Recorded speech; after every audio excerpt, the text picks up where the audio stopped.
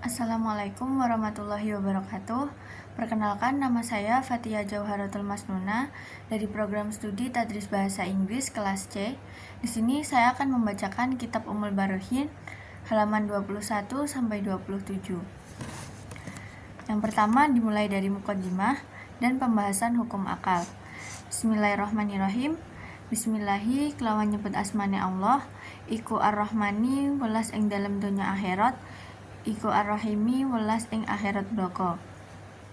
Alhamdu utawi sekabehane puji iku lillahi tetep keduwene Allah, wassalatu wassalamu utawi selawat lan keselamatan iku ala rasulillahi tetep ing atase Rasulullah. I'lam warwasira anal hukmu ing setuhune hukum al aqliya bangsa akal yan hasiru iku karingkes iku fi salasati ing dalem telu aksamin bagian al wujubi kelawan wajib wal istihalati lan muhal wal jawazi lan jaiz. Iku fal wajibu mongko utawi wajib iku malayuta somwaru kang ora bisa digambarake fil akli ing dalem akal sapa adamuhu ora anane ma wal mustahilu lan mustahil iku malayuta sowaru fil akli ing dalem akal sapa wujuduhu wujudema wal jaizu utawi jaiz iku ma yasihu kang sah fil akli ing dalem akal apa wujuduhu wa adamuhu wujudema lan ora ananima. Artinya, Bismillahirrahmanirrahim. Segala puji bagi Allah Subhanahu wa taala. Shalawat dan salam semoga terlimpah kepada Rasulullah Shallallahu alaihi wasallam.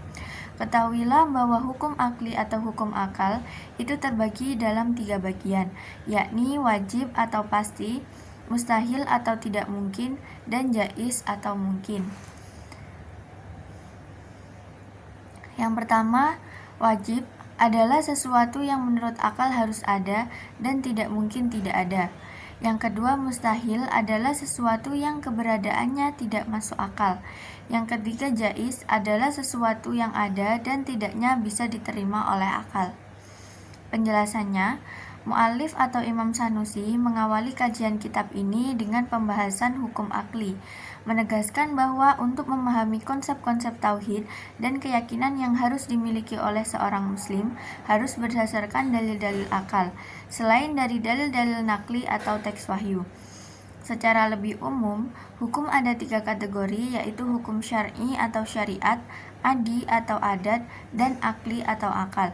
Berikut ini keterangan singkat dari Syarah Ummul Barohin, syarah dari kitab ini yang ditulis oleh mu'alifnya sendiri. Yang pertama yaitu hukum syar'i, didefinisikan dengan hukum syar'i adalah seruan atau perintah Allah Ta'ala yang berkaitan dengan perbuatan mukallaf, baik berupa tuntutan, kebolehan, atau penetapan bagi keduanya. Yang kedua yaitu hukum adi, kebiasaan atau adat. Definisinya adalah hakikat hukum kebiasaan atau hukum adi adalah menetapkan hubungan antara suatu hal dengan hal lain, baik dalam keberadaan maupun ketiadaannya, melalui keterulangan yang sering terjadi antara keduanya berdasarkan pengamatan indera. Kedudukan hukum adat atau kebiasaan dalam perspektif tauhid. Hukum kebiasaan dalam ilmu tauhid adalah konsep yang menyatakan bahwa ada hubungan antara 2 fenomena yang terjadi secara konsisten berdasarkan pengamatan yang berulang. Ini berarti kita memahami hubungan sebab akibat karena kita sering mengalaminya secara langsung. Namun, hukum kebiasaan ini tidak bersifat pasti atau mutlak, karena dalam pandangan tauhid, semua fenomena ini merupakan hukum-hukum kebiasaan yang diciptakan oleh Allah dan berjalan sesuai dengan kehendaknya. Yang ketiga yaitu hukum akli. Definisinya, hukum akli adalah sesuatu yang oleh akal dapat dipahami atau bisa diterima keberadaannya atau ketiadaannya. Penjelasannya, hukum akli adalah apa yang bisa diterima melalui logika dan pemikiran rasional. Dengan kata lain, hukum yang bisa dipahami dan ditetapkan oleh akal tanpa memerlukan wahyu atau syariat atau berulangnya kejadian adat. Inilah yang disajikan pertama kali oleh mu'allif untuk memahami konsep-konsep dasar tentang akidah atau keyakinan dan teologi Islam.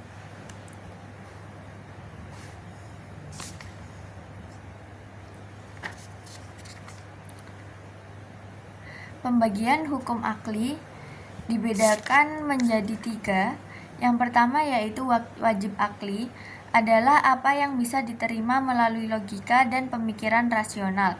Dengan kata lain, hukum yang bisa dipahami dan ditetapkan oleh akal tanpa memerlukan wahyu atau syariat atau berulangnya kejadian atau adat. Yang kedua yaitu mustahil akli, yaitu sesuatu yang menurut akal tidak mungkin terjadi, bertentangan dengan logika dan tidak dapat diterima dalam kerangka keimanan. Yang ketiga yaitu jaiz akli, adalah sesuatu yang menurut akal bisa ada dan bisa tidak ada. Dengan kata lain, setiap hal yang akal tidak mengharuskan adanya dan juga tidak memustahilkan keberadaannya disebut dengan jaiz akli.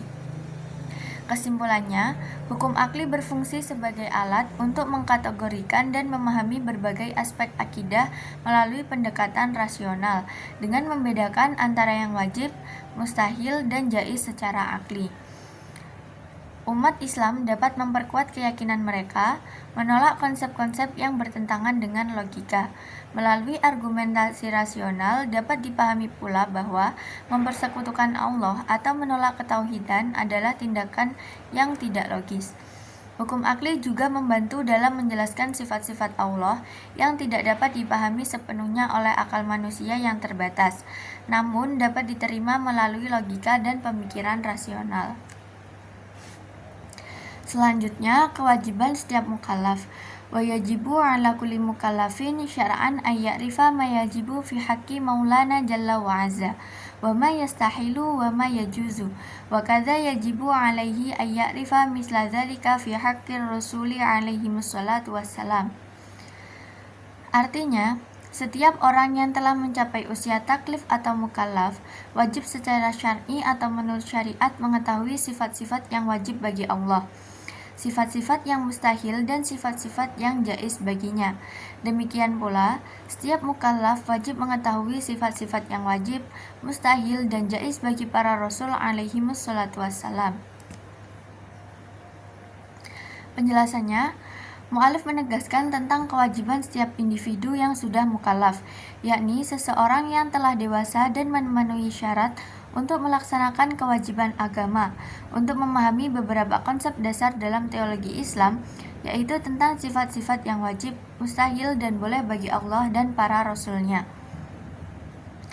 Penjelasannya, mu'alif menegaskan tentang kewajiban setiap individu yang sudah mukallaf, yakni seseorang yang telah dewasa dan memenuhi syarat untuk melaksanakan kewajiban agama, untuk memahami beberapa konsep dasar dalam teologi Islam, yaitu tentang sifat-sifat yang wajib, mustahil, dan boleh bagi Allah dan para rasulnya. Yang pertama yaitu wajib. Ini merujuk pada sifat yang harus dimiliki oleh Allah, seperti sifat Maha Esa, Maha Kuasa, Maha Mengetahui, dan sebagainya. Yang kedua yaitu mustahil. Ini merujuk pada sifat-sifat yang tidak mungkin ada pada Allah, seperti sifat lemah, menyerupai makhluk atau yang lain. Yang ketiga yaitu jaiz. Ini merujuk pada hal-hal yang mungkin terjadi, misalnya Allah menciptakan sesuatu atau tidak menciptakannya. Demikian pula seseorang harus mengetahui sifat-sifat yang sama dalam konteks para rasul, yaitu sifat-sifat yang wajib mereka miliki, seperti jujur, amanah, dan sebagainya. Sifat-sifat yang mustahil mereka miliki seperti bohong atau khianat, dan sifat-sifat yang boleh terjadi pada mereka seperti makan, minum, dan berinteraksi dengan manusia secara manusiawi. Pemahaman ini penting sebagai dasar keimanan untuk menjaga kemurnian akidah dan memastikan bahwa kita memahami peran dan posisi Tuhan serta para rasul dalam ajaran Islam.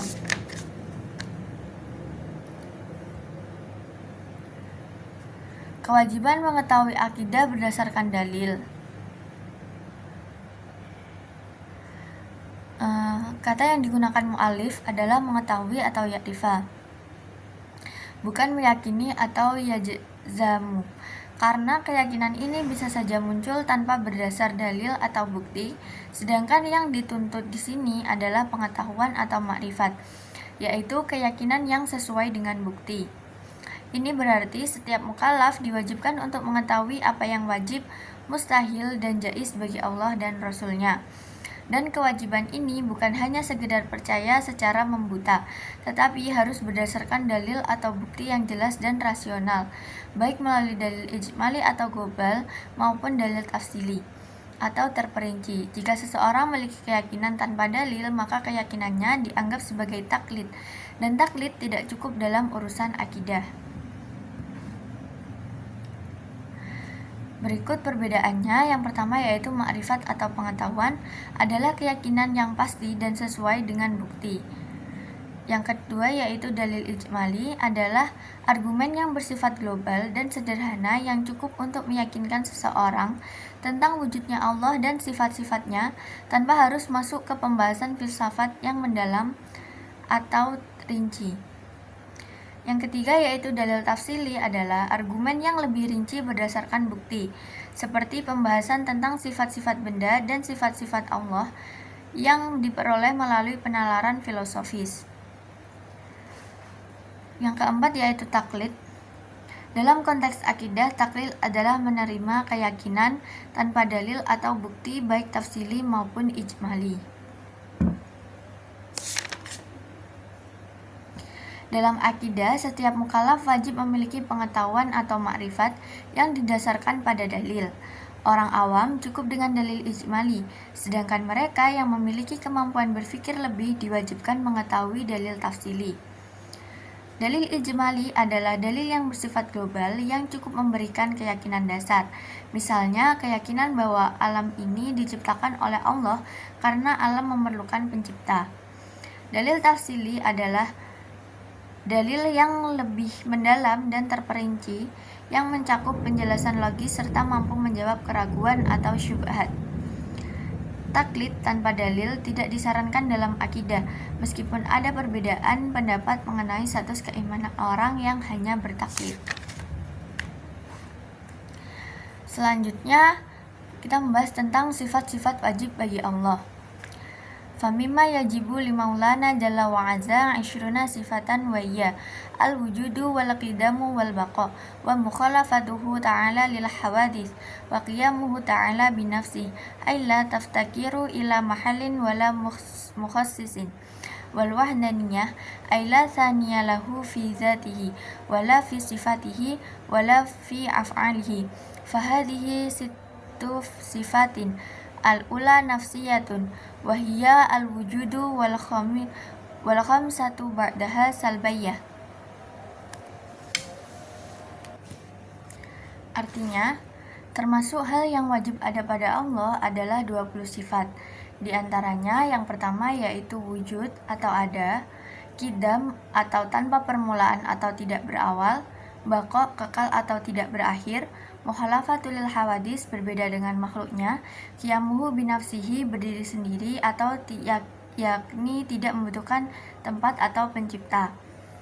Yang keenam wahdaniyah esa atau tunggal, yaitu tidak ada sekutu baginya baik dalam zat, sifat maupun perbuatannya.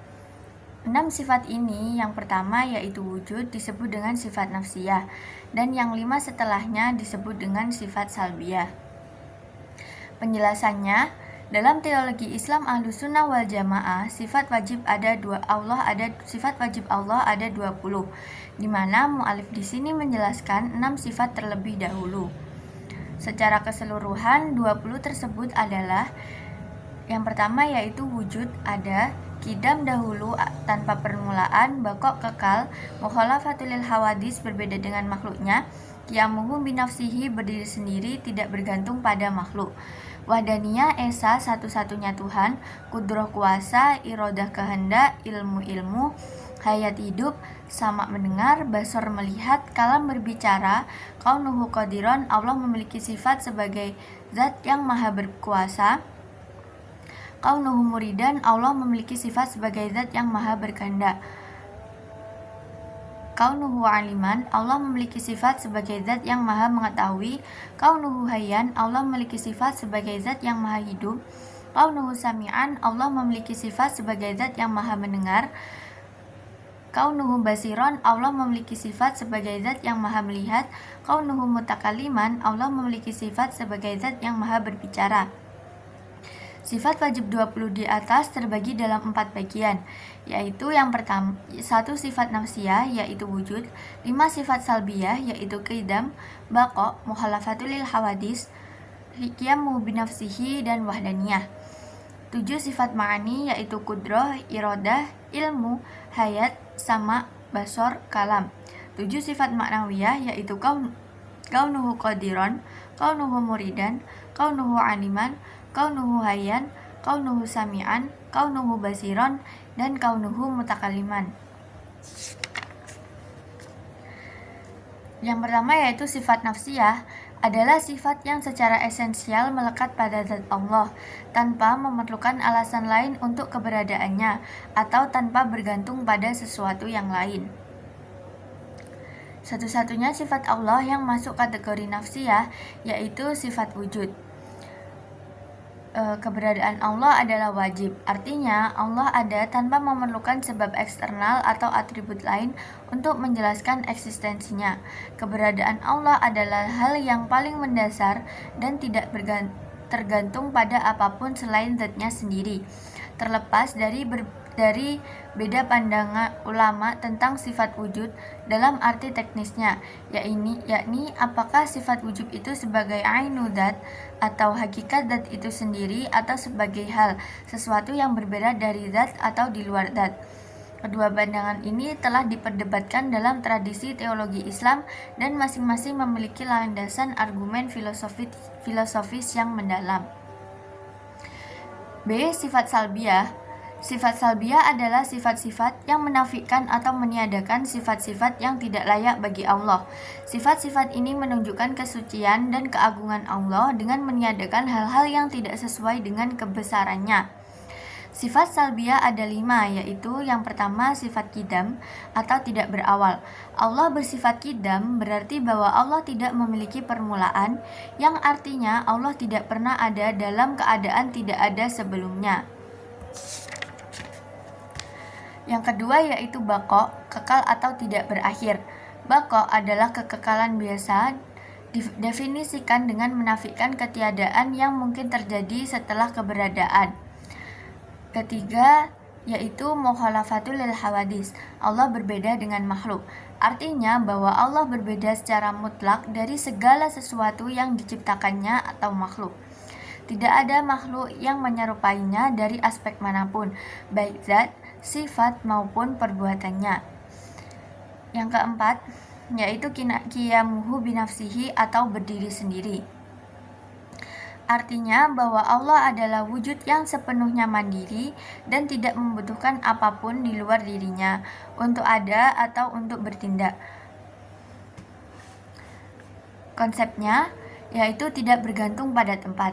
Allah tidak membutuhkan tempat atau wadah di mana Allah berada. Berbeda dengan makhluk yang membutuhkan ruang untuk eksis. Misalnya warna ada dalam objek yang diwarnai. Allah tidak seperti ini, zatnya mandiri dan tidak membutuhkan apapun selain dirinya sendiri. Yang kedua yaitu tidak memerlukan pencipta. Allah tidak memerlukan sesuatu di luar dirinya untuk menciptakan eksistensinya atau menentukan tindakannya. Allah adalah sebab pertama yang tidak dipengaruhi atau dikendalikan oleh apapun. Pada intinya, qiyamuhu binafsihi menekankan bahwa Allah tidak memiliki kebutuhan atau ketergantungan pada apapun, baik itu tempat, waktu, atau makhluk lainnya. Segala sesuatu selain Allah adalah ciptaannya dan bergantung padanya, sedangkan Allah tidak bergantung pada apapun. Ini adalah aspek penting dari konsep keesaan dan kesempurnaan Allah. Kelima yaitu wahdaniyah atau esa. Wahdaniyah artinya esa atau tiada duanya. Adamul itsaniyah. Jika dikatakan Allah Maha Esa, itu berarti menegaskan bahwa Allah tunggal, tiada duanya atau tidak memiliki sekutu dalam segala hal, yakni baik dalam zat, sifat maupun perbuatannya.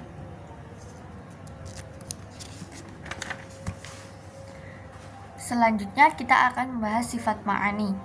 Summa yajibulahu ta'ala sab'u sifatin tasumma sifatil ma'ani wahiyal qudrah wal iradah al muta'alliqani bi jami'il mumkinat wal ilmu al muta'alliqu bi jami'il wajibati wal jaizati wal mustahilat wal hayatu wahiyal la tata'allaqu bi syai'in wasab'u wal basaru al muta'alliqani bi jami'il mawjudat wal kalamu zi laisa biharfin wala sautin wa yata'allaku bima yata'allaku bihil ilmu minal muta'allaqati.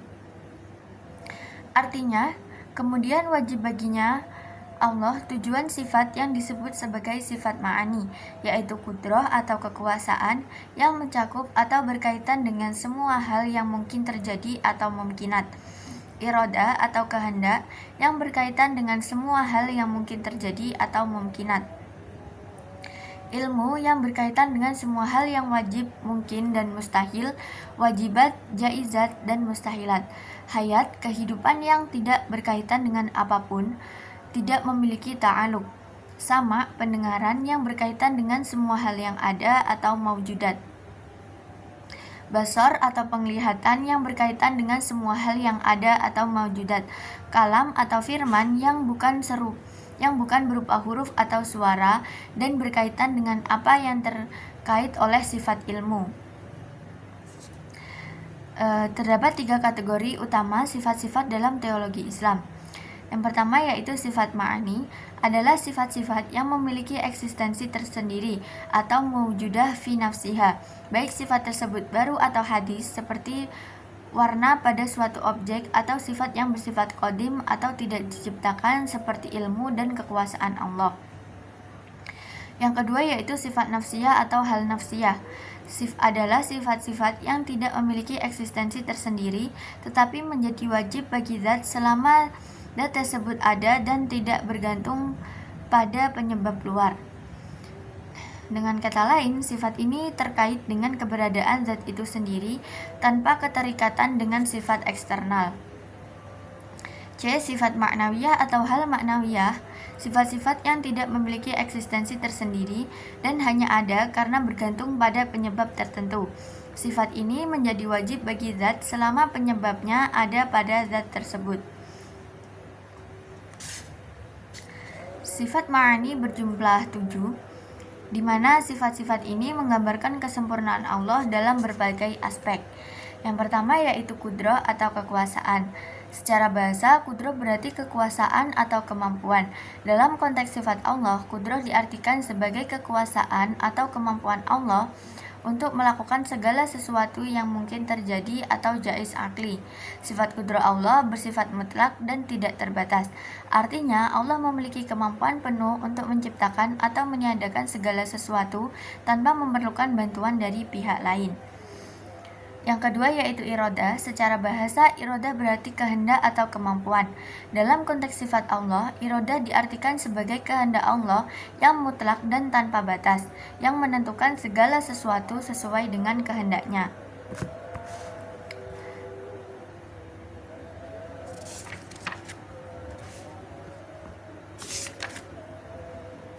Yang ketiga yaitu ilmu atau pengetahuan.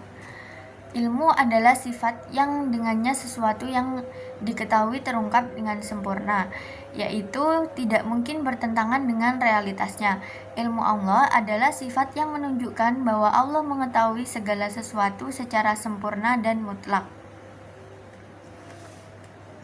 Yang keempat yaitu hayat atau hidup.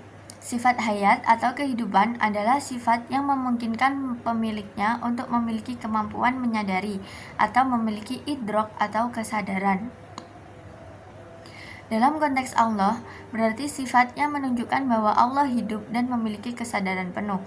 Ini adalah sifat yang melekat pada zatnya yang bersifat azali, artinya tidak ada awal dan tidak ada akhirnya. Allah Maha Hidup dan kehidupannya tidak bergantung pada apapun. Kehidupan Allah berbeda dengan makhluk karena tidak terkait dengan kebutuhan atau syarat tertentu. Sama atau mendengar. Sifat sama Allah merupakan salah satu sifat wajib yang harus diyakini oleh setiap muslim. Sebuah sifat yang dengannya suatu hal dapat terungkap dan menjadi jelas seperti halnya ilmu. Sifat sama menegaskan bahwa Allah Maha mendengar segala sesuatu tanpa batasan. Yang keenam yaitu basar atau melihat. Sifat basar Allah adalah salah satu sifat wajib yang harus diyakini oleh setiap muslim. Sebuah sifat yang dengannya suatu hal dapat terungkap dan menjadi jelas. Seperti halnya ilmu. Sifat ini menunjukkan bahwa Allah Maha melihat segala sesuatu tanpa batasan, mencakup semua benda dan kejadian. Nomor 7 yaitu kalam atau bicara. Sifat Allah selanjutnya yang wajib diyakini oleh setiap muslim adalah sifat kalam atau berbicara, yaitu sifat Allah yang azali dan abadi, yang ada dan berdiri pada zatnya, yang menunjukkan bahwa Allah Maha berbicara atau memiliki firman. Sifat kalam Allah tidak terdiri dari huruf, suara, atau yang semakna dengannya, yakni dari cara berbicara makhluk. Sifat kalam ini berhubungan dengan segala yang berhubungan dengan ilmunya, baik itu yang wajib, mustahil, maupun yang mungkin terjadi.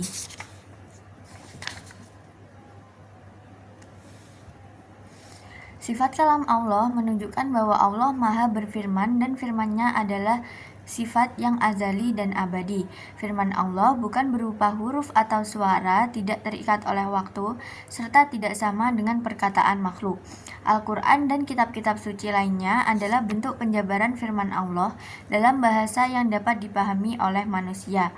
Namun demikian, perlu diketahui bahwa hakikat sebenarnya dari sifat kalam Allah, begitu juga sifat-sifatnya yang lain, jauh melampaui pemahaman manusia.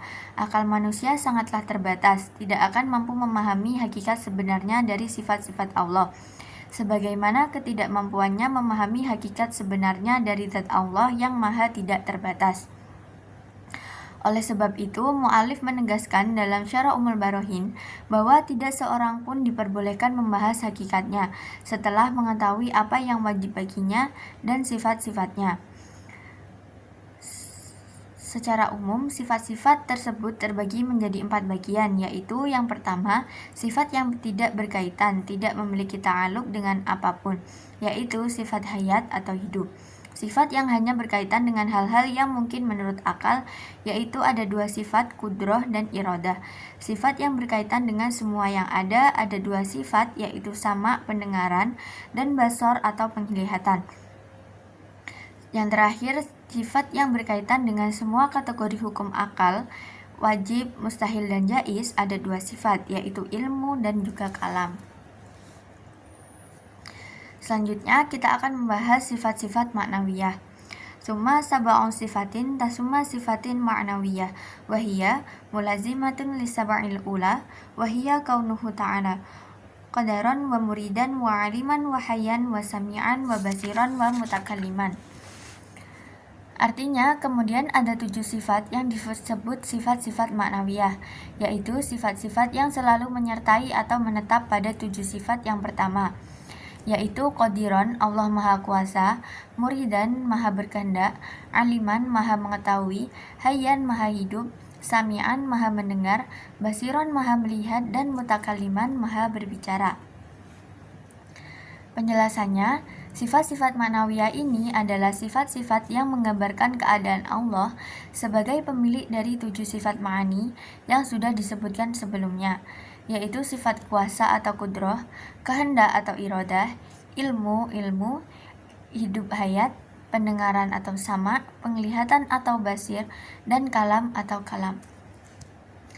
Dalam konteks ini, sifat-sifat ma'nawiyah menegaskan keadaan Allah sebagai Maha berkuasa atau qadiran, Maha berkehendak atau muridan, Maha mengetahui atau aliman, Maha hidup atau hayyan, Maha mendengar atau sami'an, Maha melihat atau basiron, dan Maha berbicara atau mutakalliman.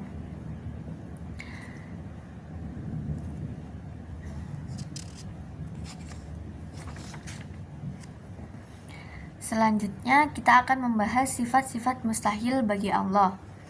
Wa mimma yastahilu fi haqqihi ta'ala 'ashruna sifatan wa hiya al-dadul 'ishrinal ula wa hiya al-'adamu wal hudusu wa turubul 'adam wal mumatsalatu lil hawadis bi ay yakuna jirman ay ta'khudhu zatuhul 'aliyatu qadri'an minal faraghi aw yakuna 'aradan yaqumu bil jirm aw yakuna fi jihatil lil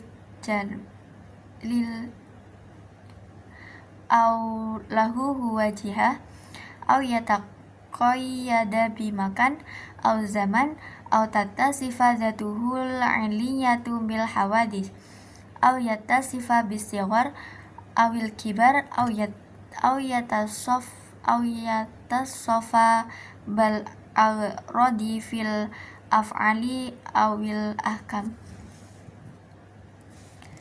Artinya, dan di antara sifat-sifat yang mustahil bagi Allah Ta'ala adalah 20 sifat, yaitu kebalikan dari 20 sifat yang pertama, yaitu ketiadaan atau al-adam, kebaruan atau al-hudus, munculnya ketiadaan atau turubul adam, menyerupai makhluk atau al-mumatsalah lil hawadis, seperti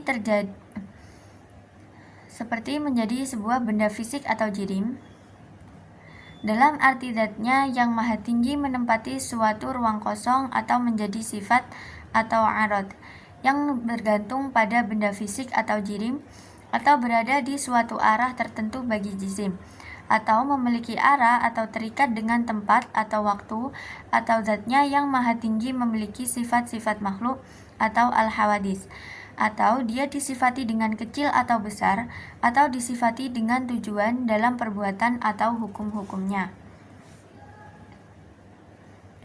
Penjelasannya, dalam bab ini dijelaskan tentang 20 sifat yang mustahil bagi Allah. Sifat-sifat ini adalah kebalikan dari 20 sifat wajib yang harus diyakini oleh setiap muslim tentang Allah. Ini berarti sifat-sifat mustahil tersebut tidak mungkin ada pada Allah karena akan bertentangan dengan kemahasempurnaannya. Sifat-sifat mustahil yang disebutkan di sini mencakup hal-hal yang menunjukkan keterbatasan, ketergantungan atau keserupaan dengan makhluk. Untuk lebih memudahkan dalam memahami, saya akan menyebutkan secara keseluruhan 20 sifat mustahil bagi Allah. Sifat mustahil bagi Allah. Yang pertama yaitu adam, tidak ada, hudus baru, turul adam atau fana yaitu musnah, mumatsalah lil hawadis menyerupai makhluk, qiyamuhu bi ghairihi berdiri dengan lainnya, ta'adud lebih dari satu, ajzu lemah, karoha terpaksa, jahal bodoh, maut mati, samam tuli, amma buta, bukmun bisu, kaunuhu ajizan Allah zat yang lemah, kaunuhu mukrohan Allah zat yang terpaksa, kaunuhu jahilan Allah zat yang bodoh, kaunuhu mayitan Allah zat yang mati, kaunuhu asamma Allah zat yang tuli, kaunuhu a'ma Allah zat yang buta, kaunuhu abkama Allah zat yang bisu. Kemustahilan sifat-sifat ini mengokohkan konsep bahwa Allah sebagai zat yang maha sempurna dan menegaskan bahwa Allah tidak mungkin memiliki kelemahan atau kekurangan apapun. Berikut penjelasannya. Yang pertama yaitu adam atau tidak ada. Mustahil bagi Allah untuk tidak ada, karena Allah adalah zat yang wajibul wujud atau wajib adanya. Keberadaannya mutlak dan merupakan sifat wajibnya. Jika adam berlaku pada Allah, berarti Allah tidak ada. Ini jelas mustahil karena alam semesta dan seluruh ciptaan membutuhkan sebab yang ada secara mutlak, yaitu Allah. Kedua yaitu hudus atau baru. Sifat hudus mustahil bagi Allah karena Allah adalah zat yang qadim, yang keberadaannya tidak didahului oleh ketiadaan atau permulaan. Yang ketiga yaitu fana atau turul adam, yaitu musnah. Fana berarti binasa atau musnah. Sifat ini mustahil ada pada Allah karena Allah memiliki sifat baqo, yaitu kekal, dan tidak akan pernah musnah atau binasa. Allah selalu ada tanpa akhir sebagaimana Allah tidak memiliki permulaan atau qidam. Karena jika Allah bisa binasa, maka Allah akan serupa dengan makhluk yang diciptakannya yang memiliki awal dan akhir. Segala sesuatu yang diciptakan pasti akan memiliki fana atau kehancuran. Tetapi Allah sebagai Sang Pencipta tidak tunduk pada hukum yang sama seperti ciptaannya. Keempat, memasalalil hawadis serupa dengan makhluk. Memasalalil hawadis artinya menyerupai hal-hal yang baru atau makhluk ciptaan. Ini termasuk salah satu sifat yang mustahil bagi Allah karena bertentangan dengan sifat wajibnya, yaitu mukhalafatul hawadis atau berbeda dengan makhluk.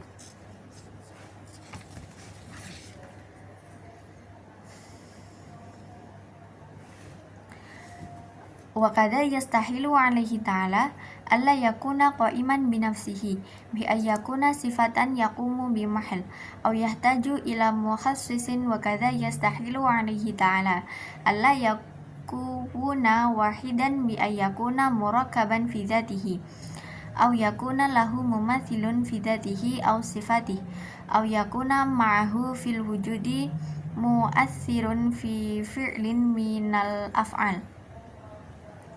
Wa kadza yastahilu alaihi ta'ala al-'ajzu 'an mumkinin ma wa ijadu syai'in minal 'alami ma'a karahatihi li wujudi ay 'adami iradatihi lahu ta'ala aw ma'a dhuhuli aw bil ghaflati aw bit ta'lili aw bit tab'i. Wa kadza yastahilu alaihi ta'ala al-jahlu wa ma fi ma'nahu ba'lu mimma wal mautu was samamu wal ama wal bakam wa adadus sifatil ma'nawiyati wadihatun min hadhihi. Artinya, dan demikian pula mustahil bagi Allah Ta'ala bahwa Dia tidak berdiri dengan dirinya sendiri, yakni seperti menjadi sifat yang bergantung pada tempat atau membutuhkan sesuatu yang menentukan atau menciptakan. Demikian pula kemustahilan baginya bahwa Dia tidak satu atau esa, yaitu dengan menjadi tersusun dalam zatnya atau memiliki kesamaan dalam zatnya atau sifat-sifatnya, atau adanya yang lain bersamanya yang mempengaruhi suatu perbuatan dari perbuatan-perbuatannya. Demikian pula mustahil baginya atau ketidakmampuan terhadap sesuatu yang mungkin. Dan mustahil baginya menciptakan sesuatu dari alam ini dengan kebencian terhadap keberadaannya, yaitu dengan tidak menginginkan keberadaannya, atau dengan kelupaan atau kelalaian, atau dengan sebab yang lain, atau karena sifat alaminya. Demikian pula mustahil baginya ketidaktahuan terhadap apapun yang bisa diketahui. Begitu pula mustahil baginya kematian, ketulian, kebutaan, serta bisu. Kebalikan dari sifat-sifat yang maknawiyah telah jelas dari hal yang tersebut di atas. Penjelasannya, ini adalah kelanjutan pembahasan tentang 20 sifat yang mustahil bagi Allah, tepatnya mulai dari sifat mustahil yang kelima sampai yang terakhir. Yang kelima, la yakunu qa'iman binafsihi, tidak berdiri sendiri secara harfiah. Sifat ini berarti tidak mandiri. Sering dibahaskan pula dengan qiyamuhu bi ghairihi, yaitu berdiri pada lainnya atau bergantung kepada selainnya. Seperti membutuhkan tempat untuk eksistensinya sebagaimana sifat, atau butuh pada tempat yang menentukan pencipta atau mukhassis. Allah tidak membutuhkan mukhassis karena eksistensinya wajib dan tidak bergantung pada selainnya. Bila dinisbatkan pada makhluk, maka Allah adalah mukhassis karena Allah yang menciptakan dan menentukan segala sesuatu. Kemustahilan sifat qiyamuhu bi ghairihi sangat jelas karena Allah bersifat mandiri atau qiyamuhu bi nafsihi. Allah tidak butuh pada tempat, waktu, atau sebab.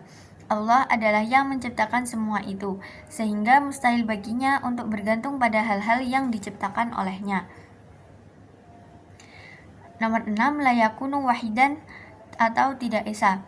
Sifat ini biasa diistilahkan pula dengan ta'adud, yakni keterbilangan atau tidak tunggal.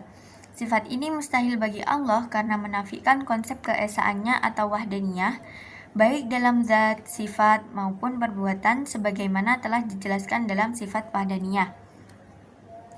Dengan demikian, mustahil bagi Allah memiliki tarkib atau tersusun dari bagian-bagian dalam zatnya.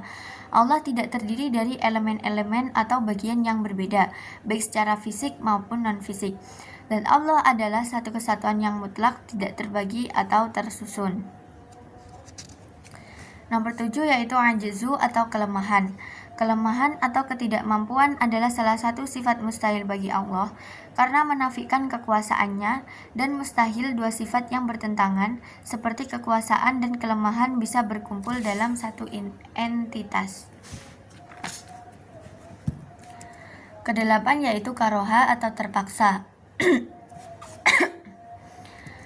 Karoha di sini artinya menciptakan sesuatu dengan tidak menghendaki keberadaannya.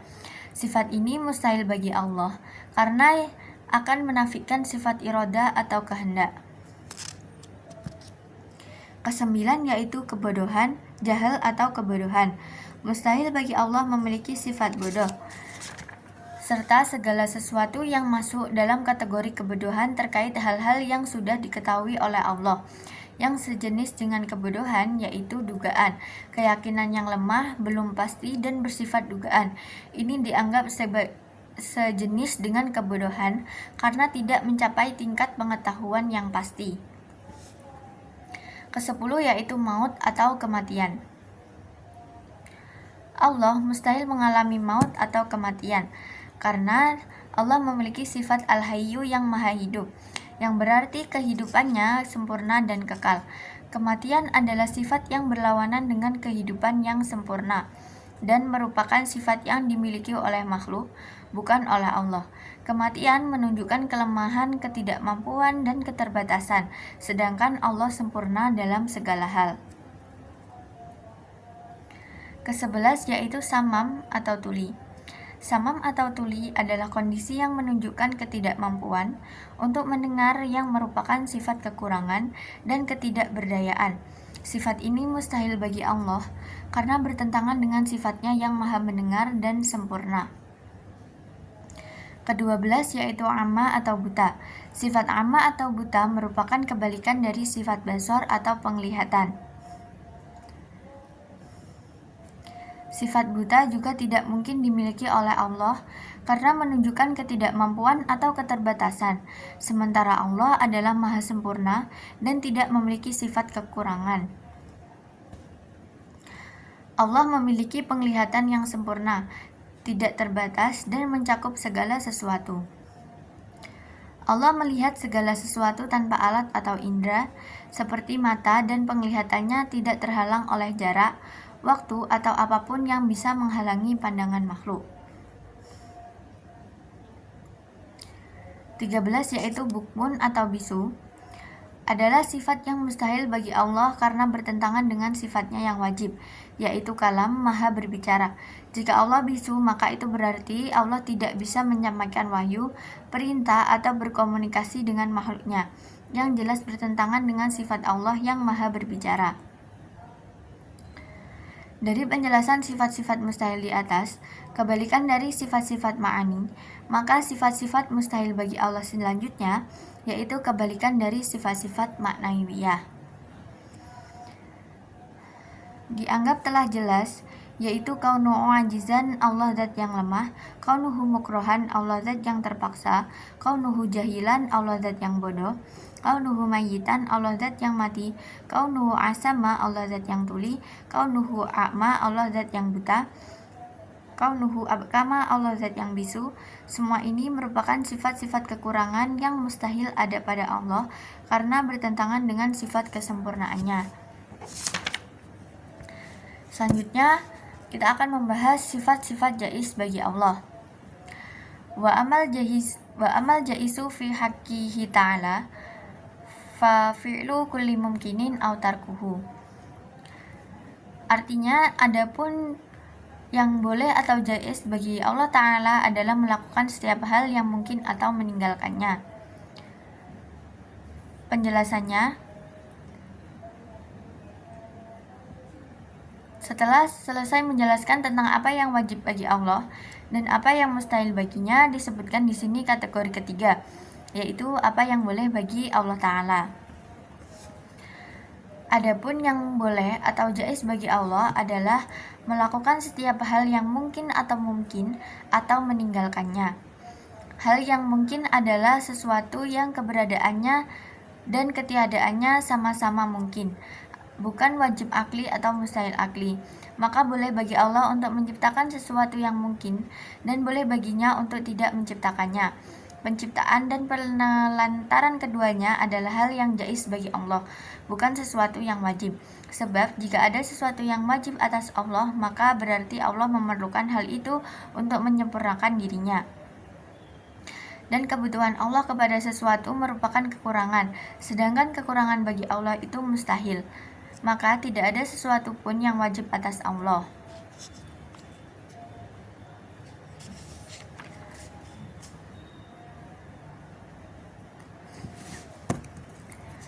Selanjutnya kita akan membahas yang pertama yaitu dalil sifat-sifat Allah. Yang pertama yaitu dalil sifat wujud.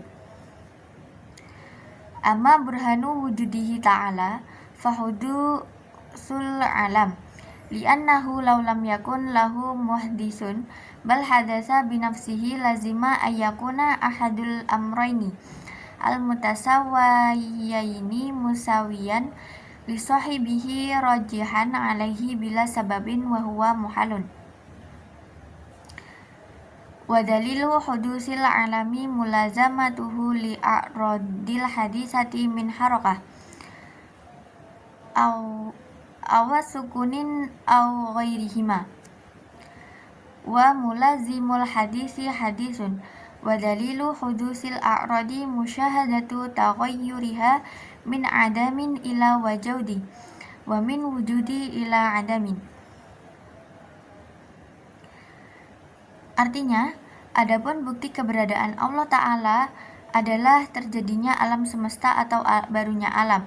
Sebab jika alam ini tidak memiliki pencipta dan muncul dengan sendirinya, maka akan mengakibatkan salah satu dari dua keadaan yang setara menjadi lebih unggul tanpa sebab. Ini adalah hal yang mustahil. Dalil tentang barunya alam adalah keterikatannya dengan sifat-sifat yang baru atau arad, seperti gerakan, diam, atau yang lainnya. Dan segala sesuatu yang terkait dengan yang baru adalah juga baru. Dalil tentang barunya sifat-sifat tersebut adalah adalah kenyataan bahwa kita menyaksikan perubahan mereka dari tidak ada menjadi ada dan dari ada menjadi tidak ada. Penjelasannya, argumen keberadaan Allah, burhan wujudihi ta'ala. Argumen ini dimulai dengan mengemukakan bahwa alam semesta bersifat baru atau hadis. Artinya, ia mengalami perubahan dan tidak bersifat kekal. Jika alam semesta bersifat baru, pasti ada pencipta yang menyebabkan keberadaannya, yang disebut dengan muhdis atau pencipta. Jika alam semesta dikatakan ada dengan sendirinya tanpa pencipta, maka ini mengharuskan salah satu dari dua kemungkinan atau keberadaan dan ketiadaan terjadi tanpa alasan dan bertentangan dengan prinsip kausalitas. Dalam filsafat, hal ini dianggap mustahil, karena sesuatu yang seimbang atau setara tidak bisa terjadi tanpa ada faktor yang mempengaruhinya. Dalil nakli sifat wujud ada pada surat Al-Baqarah ayat 164 dan surat Al-Ankabut ayat 20. Ayat ini menyuruh manusia merenungkan alam sebagai bukti keberadaan Allah.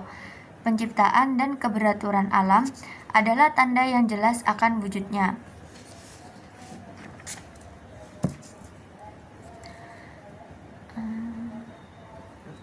Selanjutnya, dalil sifat qidam.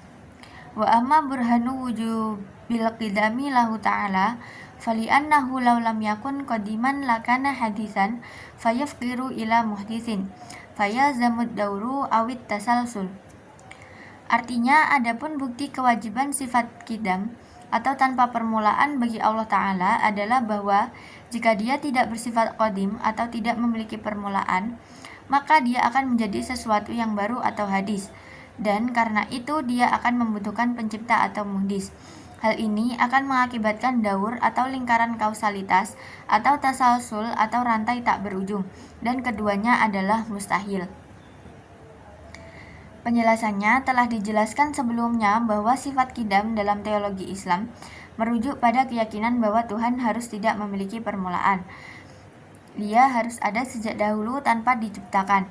Ini merupakan sifat wajib bagi Allah, karena jika Allah dianggap memiliki permulaan, maka dia bersifat baru atau hadis. Jika Allah tidak bersifat qadim, maka dia pasti memerlukan mundis, yaitu mencipta yang membuatnya ada. Artinya Allah akan membutuhkan pencipta lain untuk mengadakannya, yang jelas bertentangan dengan konsep Tuhan yang sempurna dan mandiri.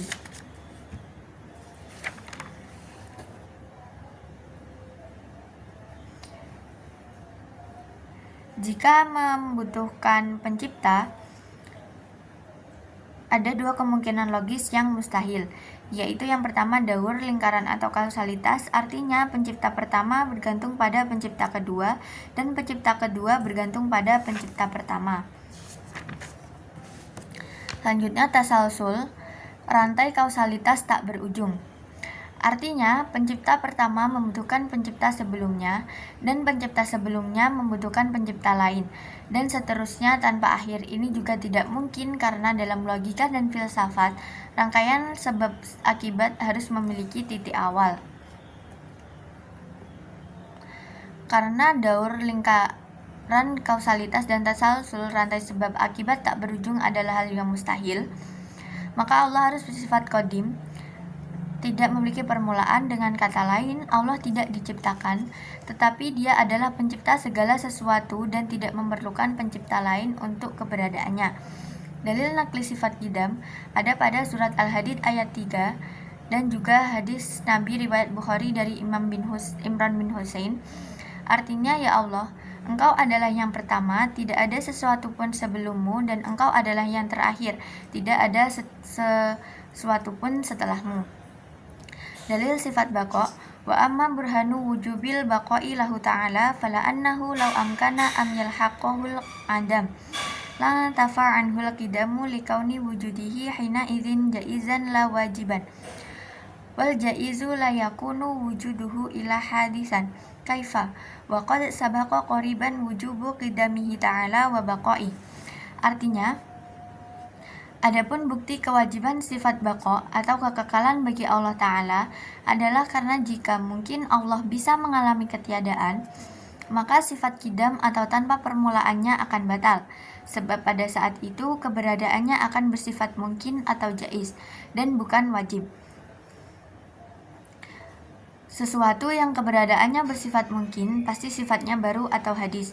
Bagaimana mungkin demikian, padahal sebelumnya sudah dibuktikan bahwa sifat qidam atau tanpa permulaan dan baqa, kekekalannya adalah wajib bagi Allah Ta'ala. Penjelasannya, Allah bersifat baqa berarti bahwa Allah Ta'ala bersifat kekal, yaitu tidak akan pernah mengalami ketiadaan atau berakhir. Sifat ini merupakan konsekuensi dari sifat qidam atau tanpa permulaan.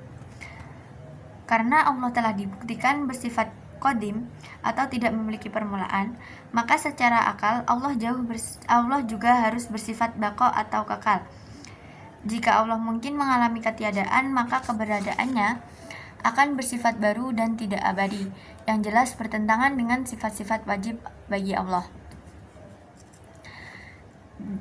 Dalil nakli sifat baqa ada pada surat Ar-Rahman ayat 26 sampai 27. Ada juga pada hadis Nabi SAW riwayat Imam Bukhari dari Imran bin Husain radhiyallahu anhu. Artinya, ya Allah, Engkau adalah yang pertama, tidak ada sesuatu pun sebelummu, dan Engkau adalah yang terakhir, tidak ada sesuatu pun setelahmu. Dalil selanjutnya, dalil sifat mukhalafatuhu lil hawadis. Wa amma burhanu wujubi mukhalafatihi ta'ala lil hawadis fala annahu law mathala syai'an minha lakana hadisan mislaha wa dhalika muhalun lima arafta qablu min wujubi qidamihi ta'ala wa baqa'i. Artinya, Adapun bukti kewajiban bahwa Allah Ta'ala berbeda dari makhluk yang baru atau hadis adalah karena jika Allah menyerupai sesuatu dari makhluk tersebut, maka Allah akan menjadi makhluk baru seperti mereka. Dan hal itu mustahil, karena seperti yang telah Anda ketahui sebelumnya tentang kewajiban Allah bersifat qidam atau tanpa permulaan dan kekal. Penjelasannya, jika ada dua hal yang serupa, maka keduanya harus memiliki sifat yang sama. Apa yang mungkin, wajib, atau mustahil bagi salah satu dari dua hal itu juga harus berlaku bagi yang lain. Ini adalah dasar dari argumen tersebut. Ketika kita telah mengetahui dengan dalil yang pasti bahwa Allah wajib bersifat qidam atau tidak memiliki permulaan dan kekal, dan kita juga telah mengetahui dengan dalil yang pasti bahwa sesuatu selain Allah harus bersifat baru atau diciptakan, maka mustahil bagi Allah untuk menyerupai makhluk, karena itu akan membawa pada kontradiksi antara sifat ketuhanan Allah yang kekal dan sifat baru yang dimiliki oleh makhluk.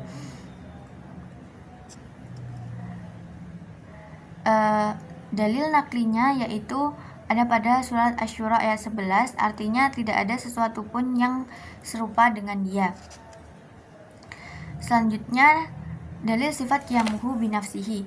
Wa amma burhanu wujubi qiyamihi ta'ala binafsihi fala annahu ta'ala lawih taja ila mahalin lakana sifatan wa sifatu la tatasifu bisifatil ma'ani wala ma'nawiyati wa maulana jalla wa azza yajibat tisofuhu bima falaisa bisifati walau ihtaja ila mukhassisin lakana hadisan kaifa wa qad qamal burhanu ala wujubi qidamihi ta'ala wa baqa'i. Artinya, ada pun dalil tentang kewajiban Allah harus berdiri sendiri atau tidak membutuhkan yang lain. Karena jika Allah membutuhkan suatu tempat, maka Allah akan menjadi sifat. Sedangkan sifat tidak bisa disifati dengan sifat-sifat ma'ani maupun sifat-sifat manawiyah. Dan Tuhan kita yang maha mulia dan maha agung wajib memiliki kedua jenis sifat tersebut, sehingga Allah bukanlah sifat. Jika Allah membutuhkan sesuatu penyebab atau pencipta, maka Allah akan menjadi sesuatu yang baru atau diciptakan. Padahal sudah terbukti dengan dalil bahwa Allah wajib bersifat qadim atau tidak memiliki permulaan dan kekal. Penjelasannya telah dijelaskan bahwa makna qiyamu bi nafsihi, Allah berdiri sendiri, adalah bahwa Allah tidak membutuhkan tempat atau pencipta.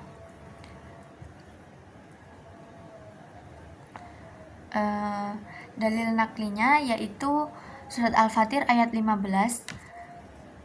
Artinya, wahai manusia, kamulah yang memerlukan Allah, dan Allah dialah yang maha kaya atau tidak memerlukan sesuatu, yaitu maha terpuji. Selanjutnya, dalil sifat wahdaniyah. Wa amma burhanu wujubil wahdaniyati lahu ta'ala fala annahu law lam yakun wahidan lazima alla yujada syai'un minal alami liluzumi ajzi hina idzin. Artinya, adapun bukti keharusan keesaannya Allah Ta'ala adalah karena jika dia tidak esa, niscaya tidak akan ada sesuatu pun dari alam yang wujud, karena pasti kelemahan ketidakmampuan akan terjadi pada saat itu. Dalil ini menjelaskan bahwa keesaan wahdaniyah Allah wajib secara logika.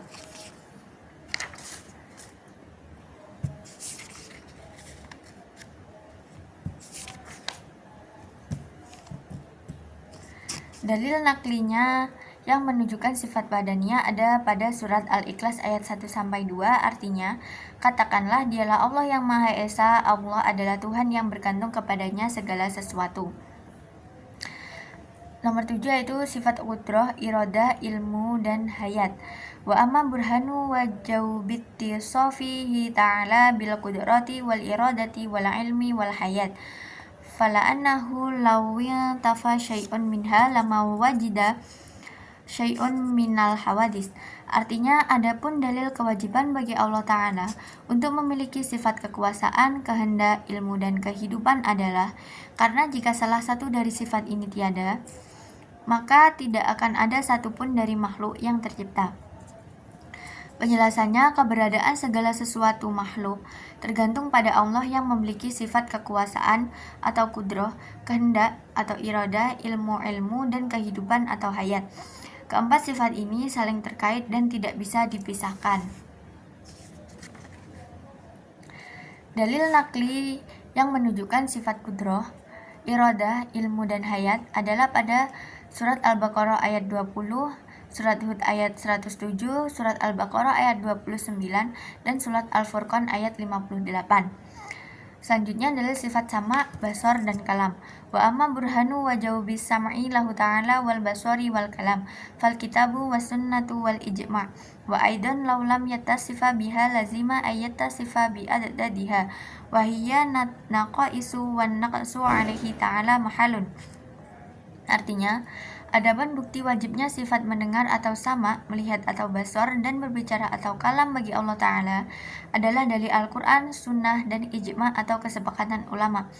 Juga, jika dia tidak memiliki sifat-sifat ini, maka dia harus memiliki lawannya, yang merupakan kekurangan, dan kekurangan baginya adalah mustahil. Penjelasannya, argumen yang digunakan mu'allif mengenai wajibnya sifat mendengar sama, berbicara atau basor, dan berbicara melihat atau basar, dan berbicara atau kalam bagi Allah Ta'ala berasal dari 3 sumber utama dalam Islam, yaitu Al-Quran, Sunnah, dan Ijma' ulama. Sementara dasar logika digunakan untuk mendukung keharusan adanya sifat-sifat ini bagi Allah.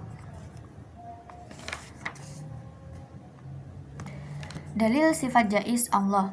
Wa amma burhanu kauni fi'lil mumkinati aw tarkiha jaizan fi haqqihi ta'ala fala annahu law wajaba 'alaihi ta'ala syai'un minha 'aqlan aw istahala 'aqlan la qallabal mamkinu wajiban aw mustahilan wa dzalika la yuqal. Artinya, adapun dalil bahwa Allah melakukan atau meninggalkan hal-hal yang mungkin atau mungkinat adalah sesuatu yang jaiz atau boleh bagi Allah Ta'ala. Karena jika salah satu dari hal tersebut diwajibkan kepadanya secara akal atau mustahil secara akal, maka hal yang mungkin akan berubah menjadi wajib atau mustahil. Dan hal itu tidak dapat diterima oleh akal. Penjelasannya, istilah mungkin dalam terminologi mutakalim merupakan sinonim dari jaiz, sehingga maknanya adalah sesuatu yang mungkin ada atau tidak ada menurut akal. Maka argumen rasional untuk menjelaskan sifat ini adalah, jika sesuatu yang mungkin diwajibkan atas Allah atau dianggap mustahil baginya, maka konsep kemungkinan itu sendiri akan berubah menjadi kewajiban atau kemustahilan dan berujung pada pembalikan kebenaran. Ini bertentangan dengan logika karena yang mungkin harus tetap berada dalam ranah kemungkinan, yaitu bisa terjadi atau tidak terjadi, bukan sesuatu yang harus atau tidak boleh terjadi. Dengan demikian, Allah tidak terikat oleh kewajiban atau batasan dalam menentukan tindakannya. Segala sesuatu yang Allah lakukan adalah berdasarkan kehendaknya tanpa adanya paksaan dari luar atau tuntutan akal. Sekian dari saya. Wassalamualaikum warahmatullahi wabarakatuh.